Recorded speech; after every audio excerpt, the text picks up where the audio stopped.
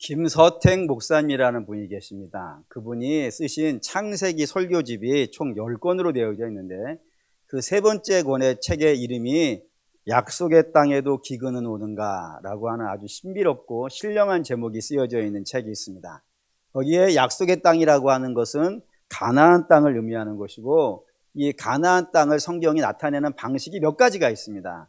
그 중에 첫 번째가 뭐냐면은 아름답고 광대하고 젖과 꿀이 흐르는 땅, 이렇게 설명하는 책이 있고요. 또 한 군데는 영화로운 땅, 이렇게 설명하는 책이 있습니다. 한마디로 다 복지죠. 정말로 좋은 땅이라는 의미를 가지고 있는 것이 약속의 땅 가나안입니다. 그렇기 때문에 우리의 생각에 저렇게 좋은 땅이니까 그 좋은 땅에서는 안 좋은 일은 일어날까요? 안 일어날까요? 안 일어날 것 같은 생각이 든다 이겁니다. 저렇게 좋은 땅인데 저기에서 무슨 근심과 걱정과 괴로움이 있겠는가라고 생각이 들어간다 이겁니다. 근데 그렇게 들어가는 사람들에게 질문을 하시는 거예요. 약속의 땅에 기근, 곧 인생의 문제들, 괴로움과 슬픔과 눈물과 한숨이 과연 있을 수 있겠는가라고 묻는다 이겁니다. 자, 그럼 여러분에게도 물어보겠습니다. 약속의 땅에도 기근이 오겠습니까? 네, 그렇다는 거예요. 증거가 뭡니까? 라고 하면은 아브라함 때에 기근이 있었어요.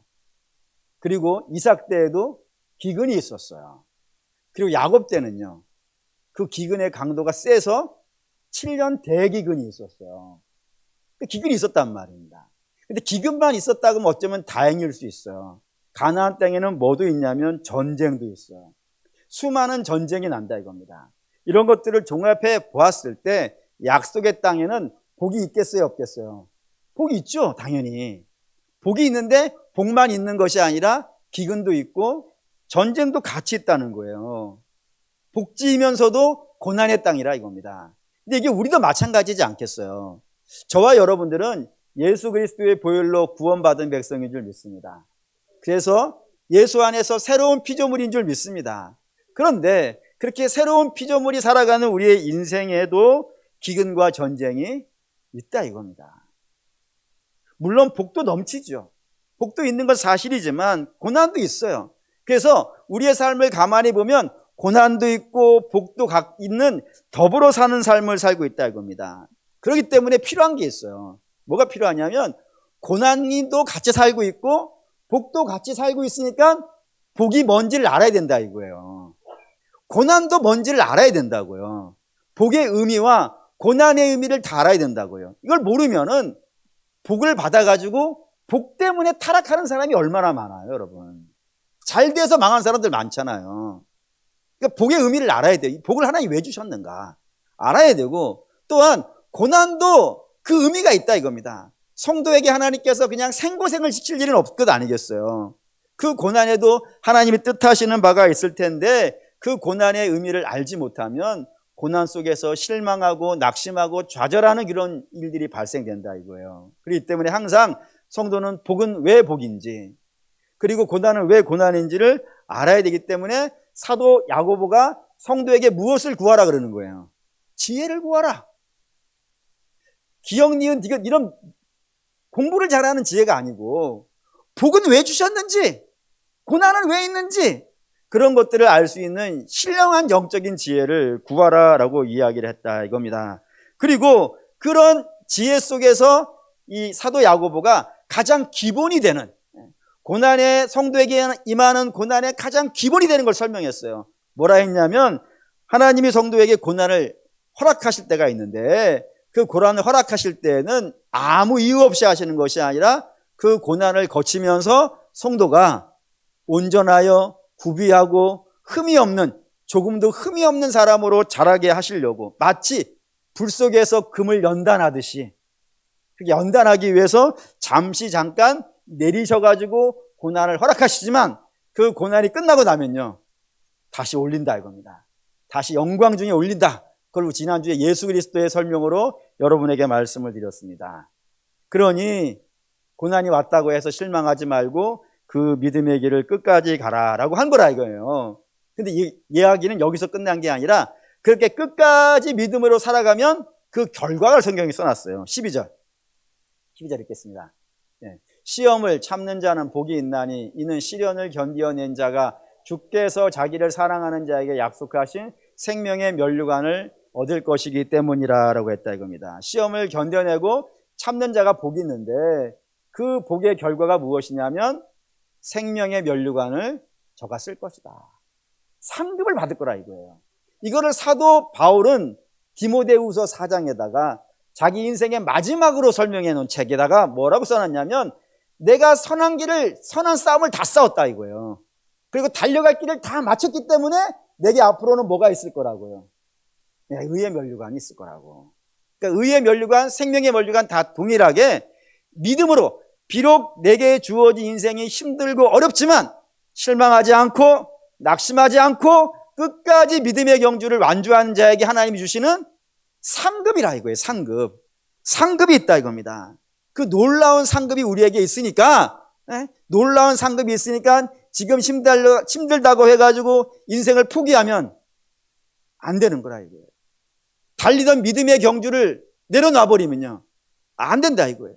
끝까지 믿음의 경주를 달려서 하나님이 주시는 상급을 받아야 된다라고 이야기한다 이겁니다. 그리고 사랑하는 믿음의 성도 여러분, 그런 상급을 바라보시면서 믿음의 경주를 끝까지 싸울 수 있는 저 여러분 되시기를 주의 이름으로 축원합니다. 그런데 오늘 이야기에 주목해야 되는 부분은 거기가 아니고 다른 부분이 있다 이겁니다. 그게 뭐냐면 우리가 믿음의 경주를 끝까지 해야 돼요. 실망하지 말고 어렵다고 해서 낙심하지 말고 끝까지 해서 저 생명의 면류관을 상급으로 받아야 될진데 그걸 끝까지 달리지 못하게 막는 것이 있더라 이겁니다. 끝까지 못 가게, 도중에 실망하게, 포기하게 만드는 그런 요소가 하나가 있더라 이거예요. 그 요소가 무엇이겠냐 이겁니다. 그걸 성경은 오늘 여러분과 함께 읽은 곳에는 시험이라고 되어 있는 거예요. 목사님, 아까 2절에는 시험을 잘 견디라고 했는데 지금은 시험이 우리를 믿음에 달리지 못하게 하는 방해 요소구나라고 말씀을 하시니까 헷갈립니다 라고 하실 수 있죠. 네. 우리말의 성경에는 그게 헷갈리게 돼 있어요. 앞에 것도 시험이고 뒤에 것도 시험이어서 시험을 견디라고 해놓고 시험을 피하라고 뭐가 안 맞는 것 같잖아요. 그래서 영어 성경은 이걸 바꿔놓은 것 같아요. 영어 성경에는 2절에 있는 시험을 트라이얼이라고 써놨습니다. 시련이에요, 시련. 그리고 12절에 나오는 시험은 템프테이션이라고 써놨어요. 유혹이라고. 그 말인즉슨 우리의 인생에 시험이 있는 것은요, 시련이 있는 것은 없는 사람이 없어요, 여러분. 이건 마치 성도뿐이 아니라 이 땅에 살아가는 모든 사람이 이 땅에 사는 동안에는 시련은 마치 필수와 같은 것 같아요. 안 왔으면 좋겠어요. 솔직히 말하면은 시련은 없었으면 좋겠어요. 근데 지금까지도 여러분들이 경험해 오셨겠지만 시련이 없는 인생은 있더라 없더라? 없더라 이거예요. 다 있더라. 시련은 필수라 이거예요. 그런데 이 시련이 올 때에 그 시련 옆에 이게 따라오면 안 되는 게 부작용 같은 게 하나가 따라오는 거예요. 뭐가 따라오냐면 유혹이 따라온단 말이에요. 왜냐? 우리는 가급적이면 시련을 피하고 싶거든요. 없었으면 좋겠는데 이게 따라오니까 오니까 피할 길을 찾다 보면 엉뚱한 유혹이 싹 스쳐 지나갈 때가 있단 말이에요. 그래서 저 유혹은 선택이에요. 그러니까 시련은 필수로 오는데 유혹은 내가 선택의 문제예요. 그래서 어떤 사람 같은 경우에는 굉장히 어려운 시련이 왔음에도 불구하고 유혹을 아무것도 아닌 것처럼 넘어가는 사람이 있어요, 없어요? 있죠. 근데 어떤 사람 같은 경우에는 참 대단한 시련도 아닌데 그것이 시험에 걸려서 넘어지는 일도요. 있으니까 시련과 유혹은 서로 분리되어져 있는 거예요. 분리되어져 있는 것인데 종종 이 시련 속에서 유혹을 받아가지고 넘어지는 일들이 우리 주변에 있더라 이겁니다. 그리고 이렇게 넘어지게 되어지면요, 믿음의 경주를 끝까지 못 가는 거예요. 그러니 성도는 이 땅에서 어떻게 해서든지 시련이 오는 건 막을 수 없잖아요. 하지만 유혹에 걸리는 거는 피해야겠어요, 안 피해야겠어요? 피해야지. 시련은 어쩔 수 없다 하더라도 그 시련 속에서 나를 넘어뜨리려고 하는 그 유혹은 어떻게 해서든지 막아야 된단 말이에요. 그러니 그게 무엇인지를 알아야겠죠. 적을 알아야 나를 알지. 적을 알아야 피하지 아니하겠습니까? 그러니까 시련이 올 때 나를 넘어뜨리는 것이 무엇인지를 성경이 설명했는데 일단 13절은 아니랍니다. 13절 보시죠. 읽겠습니다. 사람이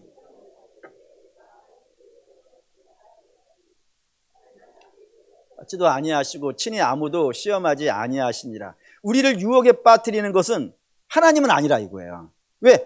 하나님은 우리에게 시련을 주시는데 그 시련은 우리를 유혹하기 위한 시련이 아니고 우리로 하여금 온전하고 구비하여 조금도 흠이 없는 사람을 만드시려고 하시는 것인데 그걸 못하도록 유혹까지 주신다는 건 말이 안 되는 것 아니겠어요? 그러니 유혹은 하나님이 주시는 게 아니라 이겁니다. 그러면 어디에서 유혹이 오느냐? 14절입니다. 14절. 있죠? 오직 각 사람이 시험을 받는 것은 자기 욕심에 끌려 미혹된다고요. 욕심이 나를 시련 속에서 유혹하여서 좌절시키더라 이겁니다. 이걸 성경은 이렇게 설명을 해요. 이스라엘이 출애굽을 합니다.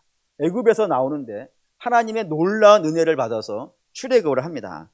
그리고 저들은 출애굽을 해서 가나안을 가는 거예요. 젖과 꿀이 흐르는 가나안에 가는데 그 가나안에 가는 과정에 뭐를 만나는 거예요? 광야를 만나게 돼 있어요. 어려운 땅을 지나간다고요. 근데 그 어려운 땅을 지나갈 수 있도록 하나님이 저들을 도우시기 위해서 신령한 음식을 하나를 내려주셨습니다. 그 신령한 음식이 뭐예요? 만나. 만나는 맛이 있을까요? 맛이 없을까요? 만나를 보고 맛이 없다는 건 굉장히 기적화된 일입니다. 왜냐하면 이름부터가 만나 아니겠어요? 만나잖아요? 저 한국말이에요, 여러분. 목사님, 내 사기를 치네. 이러면 안 돼요. 어쨌든 만나인데 그 만나가 어떤 맛일 것 같으세요, 여러분? 성경에 쓰여있는 대로 얘기를 해야죠, 여러분. 만나는 어떤 맛이겠어요? 성경이 이렇게 썼어요. 꿀 섞은 과자와 같다고요. 여러분, 모든 말 앞에 꿀이 딱 붙으면 어떤 느낌인 거예요? 요즘 그런 말 많이 쓰잖아요. 예를 들어 뭐 꿀 알바, 꿀 보직, 그리고 뭐 꿀 강의, 꿀잼, 또는 뭐 꿀밤, 뭐 다 좋은 거 아니겠어요? 탁. 뭐든지 다 꿀 들어가면 좋은 거 아니겠어요? 다 그런 거예요. 그러니까 정말로 좋은 거예요. 만나. 기가 막히게 맛있는 거예요. 근데 문제는 이 만나가 반복이 되네. 반복이 되네요. 계속 반복이 되네. 오늘도 먹고 내일도 먹고 꿀을 계속 먹었어요. 근데 어떻게 됐을까요, 여러분? 성경이 이게 뭐라고 표현 바뀌냐면은 기름 섞인 과자로 바뀌어요. 느끼하고 맛이 없는 것으로 바뀌어버린다 이겁니다. 왜 그렇게 됐을까요, 여러분? 물론 반복이에요. 꽃노래도 반복되니까 지겹더라고. 그렇게 반복이긴 한데 성경이 설명하는 건 이것 때문이라고 생각이 되어 있어요. 민수기 11장 5절에 읽어볼까요? 우리가 애굽에 있을 때에는 값없이 생선과 오이와 참외와 부추와 파와 마늘을 먹은 것이 생각나거늘. 애굽에 있었던 삶에 욕심이 생긴 거예요. 욕심이 그렇게 만들었다고. 근데 여러분 그 욕심이라는 게 참 웃기지 않습니까? 생선과 오이와 참외와 부추와 파와 마늘이 그렇게 대단한 음식일까요? 별것도 아닌데 별것도 아닌 것에 대해서 욕심을 품어요. 그 결과 꿀 섞은 만나가 꿀 섞은 과자와 같은 것이 그렇게 맛있었던 것이 맛이 없게 변해버리더라 이겁니다. 근데 이게 개인적으로는 참 안타까워요. 이게 왜 안타깝냐면은 이스라엘이 만나를 먹는 것이 영원하게 먹는 게 아니었습니다. 어디에서 그치게 되어 있는 줄 아시나요? 가나안에 들어가면 그치게 되어 있어요. 근데 문제는 가나안에 언제 들어가냐요? 그거는 그들이 잘못해가지고 돌아가지고 40년 된 것이지 실제로는 언제 들어가냐면 저게 11장이잖아요. 13장에 들어가요. 얼마 안 남았어요. 만나 먹는 시절이. 금방 지나가는 거예요. 시련이라는 것은 금방 지나가는 거라고요. 근데 그 금방 지나가는 것을 쓸데없는 욕심, 사실 안 먹어도 저 정도는 안 먹어도 살 수 있는 것 아니겠습니까? 안 먹어도 되는 것에 쓸데없는 욕심 품고 생각 품었다가 결국에는 하나님께 책망받게 되어지고 그런 것들이 반복되어져서 결국에는 가나안도 40년 만에 들어가는 그런 일이 발생이 되어지더라 이겁니다. 근데 이게 우리에게 참 중요한 문제라는 생각이 들었어요. 왜 그러냐면 한번 예를 들어볼게요.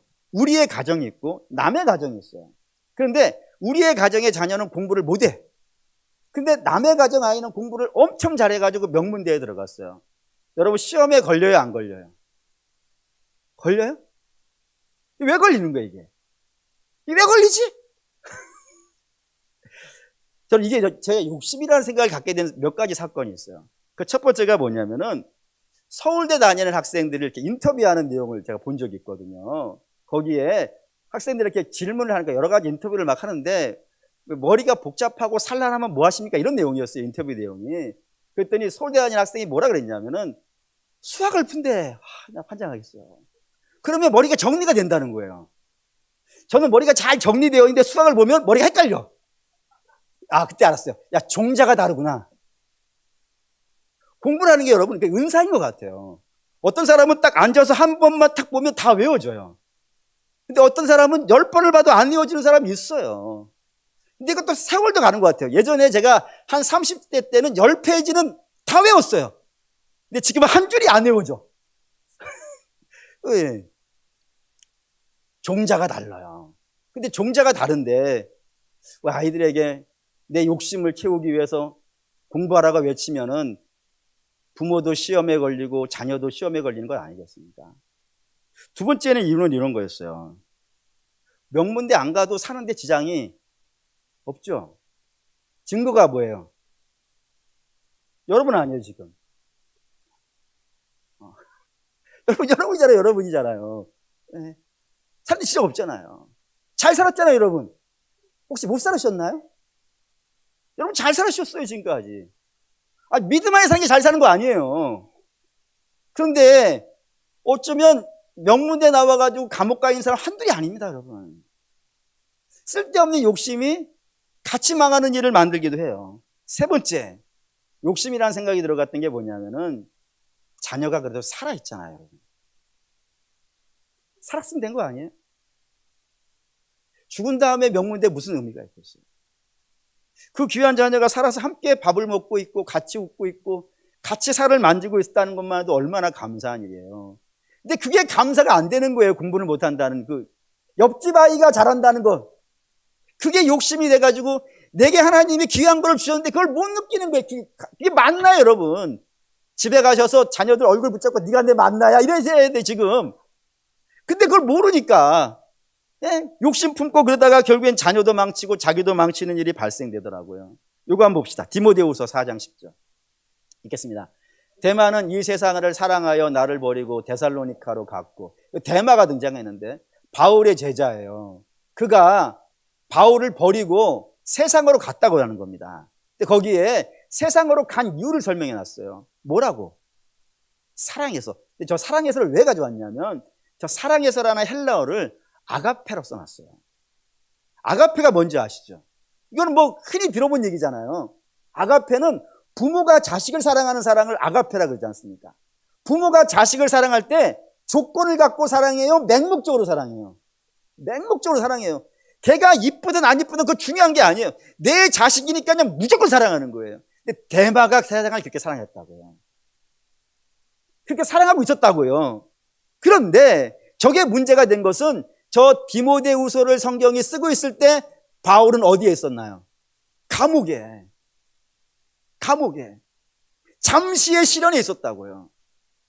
근데 그 시련이 임하니까 세상을 사랑하는 마음이 뜨거워 있는 그 열망하는 마음이 있는 데마는 그 시련을 견디지를 못하는 거예요. 견디지를 못하고 세상으로 가버리더라 이겁니다. 오병이어 이야기도 등장하는데 오병이어는 물고기 2마리와 보리떡 5개로 예수님이 5,000명을 먹이시고 12광주리를 남긴 사건입니다. 그런 기적이 일어난 거예요. 사람들이 배고프던 사람들인데 그렇게 음식이 생기니까 너무 좋았는지 예수님을 붙잡고 우리의 왕이 되어주세요라고 한 거예요. 우리에게 밥 해주는 사람 해주세요라고요. 그때 예수님이 내가 너에게 밥 해주는 사람이냐 뭐 이런 식으로 해가 떠나버린 겁니다. 그러자 이 사람들이 포기하지 않고 밤새도록 예수님을 찾아다녀요. 찾아다니다가 아침에 예수님을 만났어요. 만나가 예수님 도대체 어디에 숨어 계셨습니까? 우리가 밤새 찾아다녔어요 라고 하니까 예수님 뭐라 하시냐면 너희가 나를 찾는 것이 빵 때문이 아니냐. 그런 부분 좀 배를 채우는 데만 너무 신경 쓰지 말고 내게 영적인 양식을 달라 해라.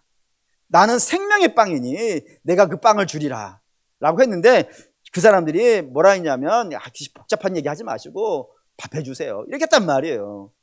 욕심을 채우려고 했다고요. 그제 예수님이 저들의 욕심을 채워주더라, 안 채워주더라? 안 채워주더라 이거예요. 그랬더니 어떻게 됐어요? 떠나버리더라 이겁니다. 예수님 말씀 들었어요. 그리고 기적도 봤어요. 그런데 배를 안 채워주니까 떠나버리더라고요. 예수님이 그러면 왜 저들의 욕심을 안 채워주셨을까요? 이유는 뻔해요. 욕심이라는 것이 만족이 안 되는 거예요, 여러분. 욕심은 생명도 안 되는 거예요.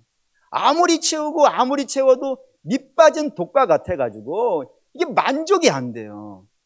근데 이게 만족이 안 되는 것만으로도 심각한데, 정말 심각한 건 그 뒷절에 있어요. 1장 15절 읽겠습니다. 욕심이 잉태한 즉 죄를 낳고 죄가 장성한 즉 사망을 낳는다고요. 예. 욕심이 안에 들어가면은 그게 가만히 있는 게 아니라, 아무리 작은 것이라도 그것이 가만히 있는 게 아니라 자란대요. 자라서 결국에 그게 뭐가 되고요? 죄가 되고요. 죄가 자라서요, 사망이 가요. 그러니까 가운데 빼고 뭐든 막 빼도 돼요. 욕심이 결국에는 뭐가 된다고요? 사망이 돼요. 대표적인 사람이 아담이에요. 아담은 하나님이 그에게 에덴을 주셨어요. 선악과 에덴, 어느 게 더 커요? 당연히 비교가 안 되는 거예요. 에덴 안에는 선악과가 별것도 아닐 만한 좋고 아름다운 과실들이 너무 많았다고요. 그거를 다 주셨기 때문에 아담은 매일 아침마다 이거 먹고 이거 먹고 아마 평생을 먹어도 다 못 먹었을 거예요. 그런데도 불구하고 욕심이 딱 들어왔다고요. 사단의 유혹을 받아서. 욕심이 딱 들어오니까 다른 건 하나도 안 보이고 그것만 하다가 땄단 말입니다. 그 결과요, 사망에 이르는 거예요. 욕심이 생명이 안 된다는 걸 단적으로 보여주는 사건이에요. 하나님이 주신 것이 생명이 되지, 하나님이 안 주신 것까지 욕심냈다가 그것이 생명이 되기는커녕 사망이 된다는 이야기를 성경이 우리에게 해주고 있더라 이겁니다. 그러니 사망의 길로 가는 그 욕심을 우리 주님이 채워주신다면요, 우리를 사랑하시는 게 아니지 않겠습니까? 그렇기 때문에 욕심을 안 채워주시는데, 우리가 자꾸 매사의 모든 것들을 욕심으로 만나려고 하면은 거기에 뭐가 되겠어요? 망하는 일이 발생된다 이겁니다. 그래서 여러분, 성경은 우리에게 믿음의 사람들이 살아가는 방식을 알려준 거예요. 그게 뭐냐? 저들은 욕심을 내지 않더라 이겁니다. 하나님이 내게 주신 것에 만족할 줄 알더라고요. 가장 대표적인 사람들을 든다면 여호수아와 갈렙이라는 유명한 사람이 있습니다. 근데 뭐 자세한 내용은 나중에 하고, 여호수아는 에브라임 지파라고 하는 지파 소속이고, 그리고 갈렙은 유다 지파라고 하는 지파 소속이에요.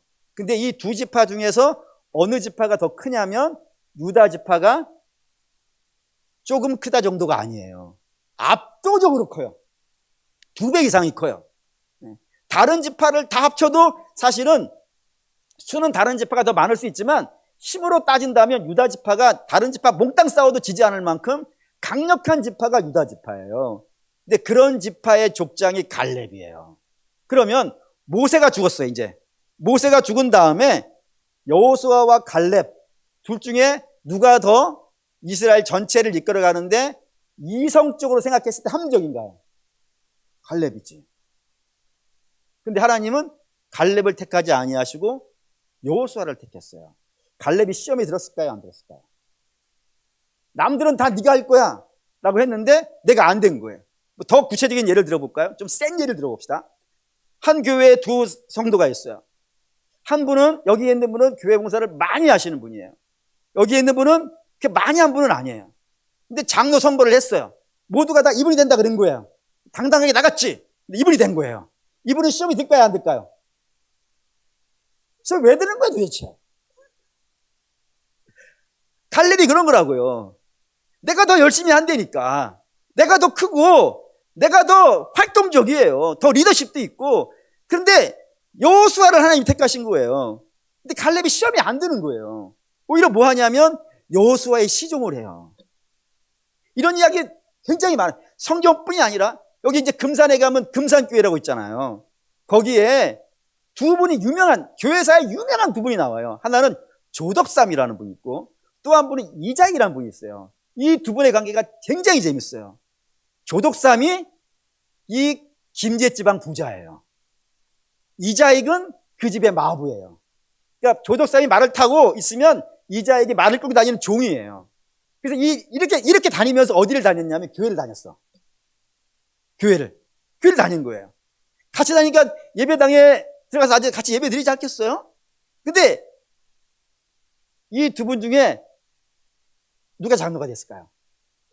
종이 됐어, 종이. 종이 장로가 된 거예요. 그럼 주인은요? 시험에 들까요, 안 들까요? 제가 여기 들면 설교가 안 될 건 아니겠어요. 교도사람이 그때부터 뭐 하냐면은 자기의 종을 말에 태워요. 그리고 주인이 말을 끌고 다녀요. 대단한 분이에요. 그리고 그 종을 신학대학을 보내줬어요. 처음에는 그랬죠. 혹시 쫓아내려고 그런 건가? 쫓아내려고 안 보면 되잖아. 근데 아니었어요. 신학교 학비를 다 조덕삼 나중에 장로가 그분이 됐어요. 그 조덕삼 장로가 다 신학비를 냈어요. 그리고 졸업하니까 자기 교회 담임 목사로 청빙한 거예요. 그래서 평생을 자기의 종이었던 이자익을 담임 목사님으로 섬기면서 운명하였다고 하는 이야기가 여기에 있는 거예요. 김제에. 한번 여러분 가서 구경해 보십시오. 기억자 교회라고 아주 유명한 교회예요. 왜 시험이 안 드나요? 갈렙은 왜 시험이 안 들고 조덕삼 장로는 왜 시험이 안 들까요? 저들은 욕심이 그들을 지배하는 게 아니고 하나님이 그들을 지배해서 그래요. 그래서 순종하는 거예요. 순종. 하나님께 순종하는 거예요. 그 순종하면 사는 것이 그의 우선이지 뭐가 되는 건 중요한 게 아니라 이겁니다. 뿐이 아니라 바울도 그래요. 바울 이야기 잠깐 보시죠. 빌립보 4장 11절 12절 읽겠습니다. 내가 궁핍함으로 말하는 것이 아니니라. 어떠한 형편에든지 나는 자족하기를 배웠노니 나는 비천에 처할 줄도 알고 풍부에 처할 줄도 알아. 모든 일 곧 배부름과 배고픔과 풍부와 궁핍에도 처할 줄 아는 일체의 비결을 배웠노라. 이 말씀이 가장 오해되는 성경 중에 하나예요. 뭐가 오해되냐면 13절 때문에 그래요. 13절이 뭐냐? 내게 능력 주시는 자 안에서 내가 모든 것을 할 수 있습니다 라는 것인데 이거를 전부 잘못 쓰는 거예요. 뭐라고 쓰냐면 내가 다 할 수 있다. 그런 이야기가 아니에요. 사도 바울이 지금 뭐라 얘기하냐면 내가 하는 일이 있는데 그 일은 내가 비천해도 할 수 있어. 내가 배고파도 할 수 있는 일이야. 내가 배불러도 할 수 있는 일이야. 왜? 전도하는데 배부르다고 잘하고 배고프다고 못하는 건 아니잖아요. 그냥 하나님이 내게 주시는 일은 그냥 내가 할 수 있겠음에 주신 거예요. 그렇게 하니까 다 되더라 이거예요. 그게 자족이에요. 그러니까 하나님이 내게 주신 것에 만족할 수 있으니까 내가 모든 것을 할 수 있다라는 그 믿음의 고백이 나온 것인데 그거는 빼놓고 마치 욕심으로 4장 13절을 대하고 있으니까 성도들의 삶이 좀 우스워졌어요. 아, 예수 믿는 사람 굉장히 욕심 있는 사람. 그렇지 않아요. 예수 믿는 사람은 그런 게 지배하지 않는다 이겁니다. 그런 게 지배하지 않고 주님이 지금 내게 때로 비천함을 주셨을 때도 살 수 있고 때로 풍부함을 주셨을 때도 난 살 수 있어. 염려하지 않아. 나는 내게 있는 것으로 만족해라는 거예요. 여러분 이것을 여러분 오해하셔서 뭐 아무것도 안 해도 돼 이런 의미가 아니에요. 열심히 사는 거예요. 열심히 사는데 헛된 욕심 품지 않고 산다 이겁니다. 결론합시다. 결론. 갈라디아서 5장 24절로 결론할게요. 읽겠습니다. 그리스도 예수의 사람들은 육체와 함께 그 정욕과 탐심을 십자가에 못 박았느니라. 예. 그리스도 예수의 사람이라고 되어 있어요. 그 예수의 사람들은 정욕과 탐심 이걸 합쳐가지고 정욕의 욕자와 탐심의 심자 합쳐서 욕심이에요. 그 욕심을 십자가에 못 박는다 이겁니다. 왜 못 박아야 되냐면 알다시피 우리는 고난과 시련 속에 있다 이겁니다. 그리고 이 고난과 시련을 하나님이 성도에게 허락하실 때는 그것을 통하여 성도를 단련하고 힘있게 만드는 것인데 그 힘있게 만들어가는 것을 욕심이 방해하는 거예요. 방해하면은 하나님이 그 방해되는 인생을 포기하시겠습니까? 아니죠. 아들의 피를 내어주고 건진 백성인데 어떻게 포기하겠어요? 그러니 다시 또 끌고 와가지고 또 하고 끌고 가고 또 하고 하지 않겠어요. 이게 반복되어지는 게 미련한 거라 이겁니다. 왜요? 우리는 이걸 반복하는 사람이 아니라 그 다음을 가야 돼요. 그 다음. 그 다음이 뭐예요? 그 다음이 뭐냐면 우리 다른 성경에 본 것으로 말하면 영화롭게 되는 거잖아요. 또 갈라디아서로 본다면은 성령의 열매를 맺는 거예요. 열매가 있는 인생이 돼야 되는데 이거 자꾸 고치고 이것만 반복하고 있으면요, 안타까운 것 아니겠습니까? 고로 사랑하는 믿음의 성도 여러분, 꼭 시험에 걸리기 욕심만은 아니겠지만 욕심이 가장 커요. 거의 대부분이라고 생각하는데 우리 안에 하나님이 주신 것 외에 헛된 것에 대한 지나친 욕심을 품지 않기를 바랍니다. 여러분 자신에게도 그렇고 여러분 자녀에게도 그렇고 모두에게도 마찬가지입니다. 허망한 욕심, 하나님이 주시는 것에 만족하실 줄 알고 헛된 욕심 품어서 우리가 시험 속에서, 시련 속에서 시험 당하여 믿음의 경주를 못하는 그런 안타까운 백성들 되지 마시고, 바라고 원하는데 주어진 것에 좀 만족하실 줄 알고, 그리고 내게 주어진 사명에 좀 집중하시고 하늘의 영광을 사모하면서 여러분에게 주어진 인생길을 남하고 비교하지 마시고, 저 사람은 편한데 나는 뭐 어렵다 비교하지 마시고 그냥 내게 주어진 길을 믿음으로 살아가시면 저와 여러분 되시기를 주의 이름으로 축원합니다. 아멘.